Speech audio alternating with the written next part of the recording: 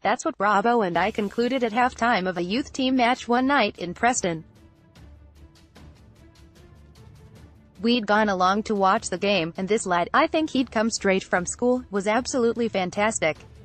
All we needed was 45 minutes to see how truly exceptional a talent he was. We both agreed there and then that he was going to be a world beater. He was that good. He was probably 14 or 15, playing against 18 and 19-year-olds, and he was just running riot, head and shoulders above everybody else on that field. So, I'll never forget it the first time I saw Ryan Giggs. The second time was just as memorable. It was at the Cliff in 1988. Alex Ferguson decided to put together a little practice match between the first team and a variety of other players, mainly aimed at working on set pieces and getting some messages across to the senior lads about tactics. This other group, I think it was comprised of young players who happened to be in the building at the time, were just there to play against us, really. Ryan was one of them. I was Alex's first signing for United, and this particular session was during his second season at the club. By that point we had all come to recognize that his training sessions were always very, very bright. Archie Knox was the coach, and he always insisted on them being bright. Not long, but bright. That day, I don't know whether the manager wanted to specifically test Ryan against senior players or not, but there's a good chance he wanted to get a look at him and see how he fared. I was a right back, so when the manager told me this kid would be playing left wing, I was seriously worried about hurting him. I was 6'1" and probably weighed around 85 kilos at that time, whereas this lad was maybe 50-odd kilos. What through? Obviously I already knew he had a lot of ability because I recognized him from the youth team game I'd watched. But I was genuinely concerned about hurting him, so it was a case of me thinking, okay, let's see how we go. Straight away, probably before I'd even gotten past, okay, let's see, he'd knocked it through my legs, ran around the other side, and he was gone. The kid nutmegged me. I was England's right back. It happened in a flash, and it was gone. But I knew what he'd done. As he sped off, I shouted at his back, "You won't be doing that again, you little get," or words to that effect. There was no malice to my reaction, and Giggsy took it in good spirits. He has told this story himself, actually, and he says that he did nutmeg me again in that same session. We'll have to agree to disagree because he didn't in my memory. He didn't need to. He'd already made his mark.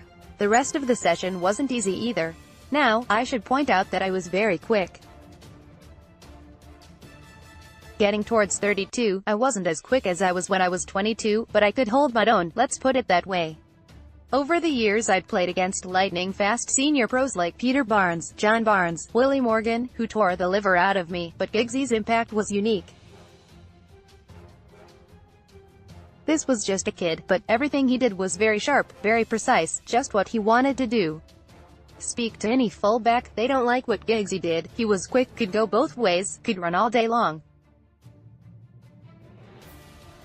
As a fullback, you can half think about what things wingers are going to do and prepare for it, but Giggsy would do things off the cuff, and that made him difficult to mark. He would just glide past people. Whatever he did, it just came totally naturally to him. There was no bravado about him. He nutmegged a senior player, but there was no smug grins or anything like that. It was something he saw in the moment, and he did very quickly, and it was gone after that. Everything he did was natural. Nothing was man-made. He'd see the opportunity to do something and just do it. After that session, naturally, Brucey and Robbo said something to me about what had happened. I took a bit of a ribbing from the others in the dressing room too, but that was acceptable. The kid had done great, and everyone there who had seen him that day knew that he was going to be a player.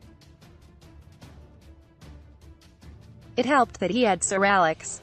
You knew with the crop of players that he'd got coming through, Giggsy, Scholesy, Buddy, Beckham, the Nevilles, together with the team he had at the time, that it was going to be a good dynasty, and I was under no illusions about the crop of players he had there. After I'd left the club, the manager always invited me to come back and watch Champions League games from the stands, and each time I came back, you could just see the homegrown group learning and developing all the time under him.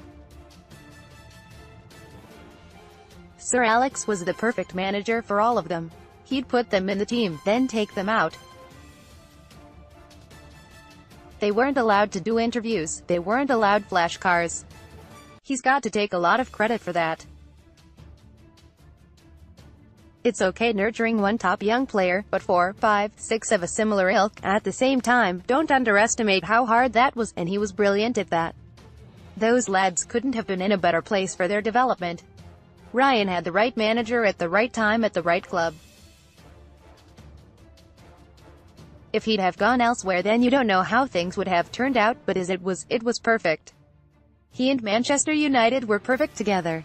Everything about it was sensational, and he went on to do lots more than anybody could have even dreamed of. As a young boy, you dream about winning the league. He won it 13 times. 13, and the European Cup twice, and a few more trophies besides. Along the way, I came up against him when I was playing for Sheffield Wednesday, and guess what, it still wasn't easy. The managers I played for would encourage me to kick him early on in the game, get a tackle in, just to let him know I'm around and that it was going to be that sort of afternoon. The thing is, Giggsy would relish that side of it anyway. He would never cower away from the physical side of the game, which is credit to him. Some wingers back in the day, you'd give them a couple of kicks and never see them again, but Giggsy was the opposite. He relished it. He was a tough boy, no doubt. When I came up against him in his 20s, I found out once again that he was so direct with the ball, just like he was in that first training session. When the ball goes up towards the center forward for a knockdown, Giggsy could go either way behind you, so you weren't really sure where he was, and you always had to be on your guard. He was still one of the fastest I've played against, no doubt.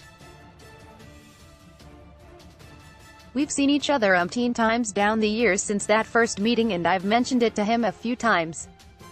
Remember that time you nutmegged me? We just chuckle about it and move on, but it's something I'll never forget. It's nigh on impossible to say with certainty that a 15-year-old is going to make it as a footballer. There are so many things that can get in the way.